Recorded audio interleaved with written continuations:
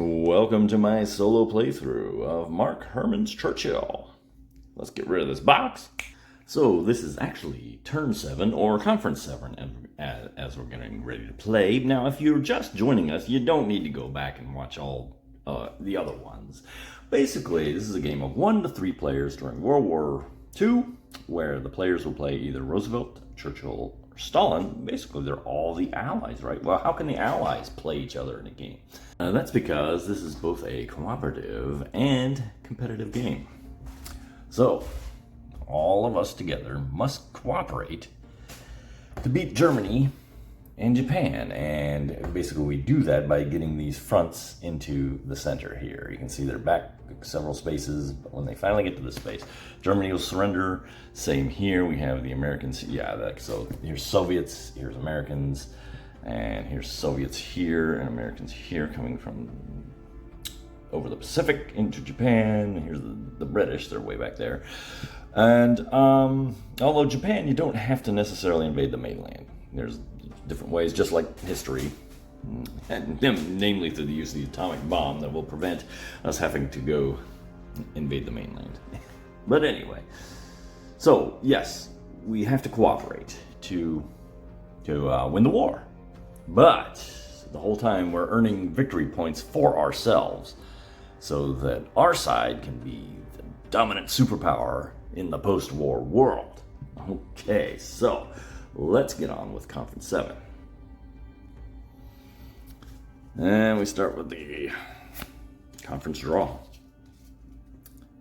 Okay, Quebec, codename Octagon, and this is also the A version. There's 3 of them, A, B, and C.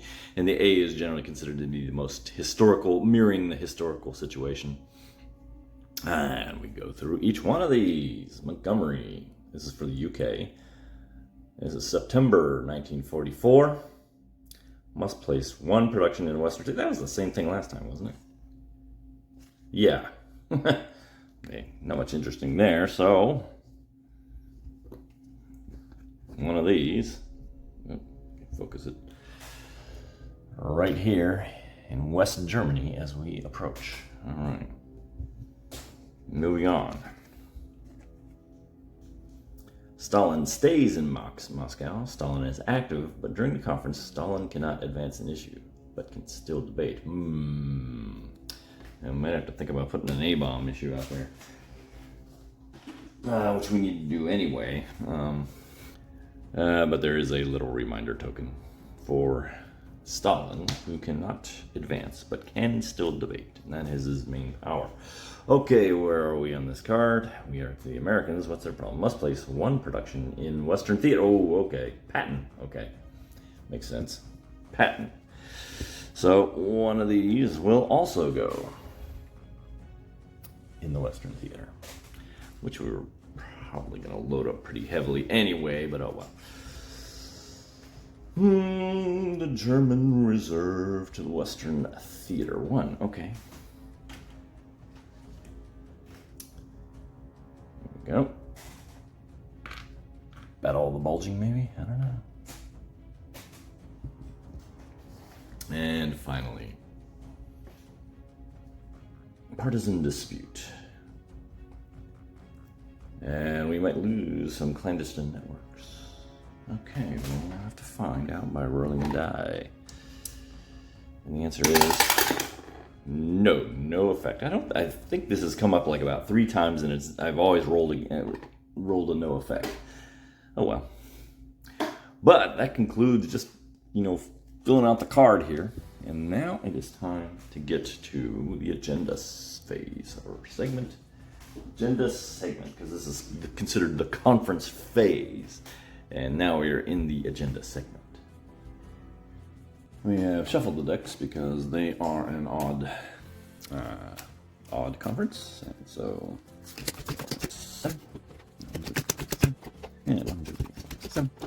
well, hey, check it out! It's George C. Marshall. I have been playing for 7 conferences, and I don't think I've seen this card yet. Okay, well, we're not going to use him for the. I don't even know if you can. Yep, you just set him out and you roll for him. Let me check. Anyway, going through the deck here so you can see real quick.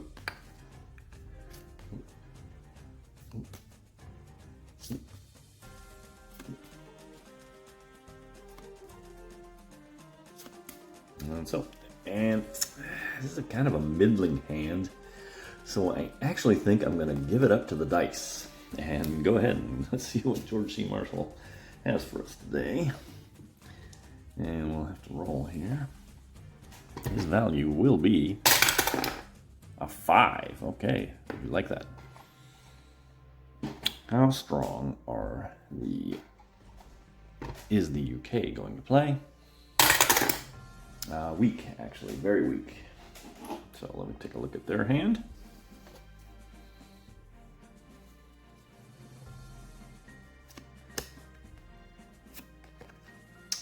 Hastings, Clement Attlee, over Littleton, Stafford Cripps, CS Eagle.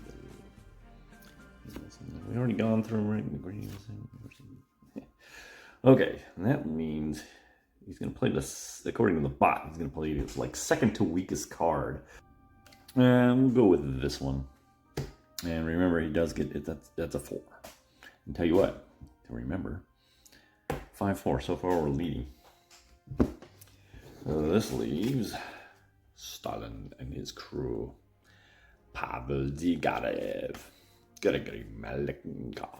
Let me just pronounce these just for fun. Vyacheslav Molotov, Simon Budbudyony, Vyacheslav Merkalov, Kliment Voroshilov, Andrei Zdanov. Yeah, we just did. Okay. How do you like that for some butchering of Russian? Oh, I never decided how strong he's going to play. That comes by a die roll. And he's also going to play weak. He's going to play 2. And, yay! Guess what? I win this agenda. 5 versus 2 means I get to pick an issue and bump it 3 to my side. Let's wipe out these cards. All the leaders to active. And I've decided this is the turn to go for the A-bomb issue for my side. 1, 2, 3. That puts it all the way up at 3. And the reason I'm doing that is Stalin is he can't advance an issue, but he may debate it. So if I play my cards right, he's not going to steal that, and we might be able to get to A-bomb issue. Although it doesn't matter if he... Well, it does. I mean, I want to win the conference, so... Well, the British are going to be quite boring because they're going to pick their own issues because they have strong cards towards that, and they want to win the conference, so whatever the cards tell them. What can we say? All right, on to the Soviets. The Russians are a little more interesting. They're going to go for a global issue and the strategic materials issue. That leaves me to come up with 2 more. And I'm going to take Pacific Leader. And I wonder if I should go for European just for the sake of winning it. No, I'm going to go for Pole Mill. That is the agenda. Everything is set on the table. We are ready to debate and discuss.